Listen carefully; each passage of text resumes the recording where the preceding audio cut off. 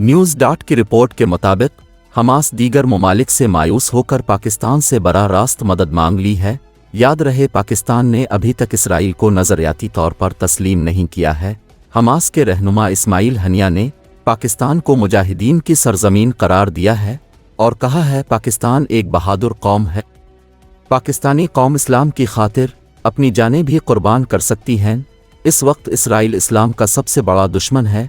Ismail Haniyeh ने कहा कि अगर पाकिस्तान इसराइल के खिलाफ लड़ता है तो वो गज़ा पर हमले रोक सकता है। उन्होंने दावा किया कि फ़लस्तीनियों को पाकिस्तान से बहुत ज़्यादा तवक्कुआत हैं और उन्हें पाकिस्तान की ताकत पर पूरा यकीन है।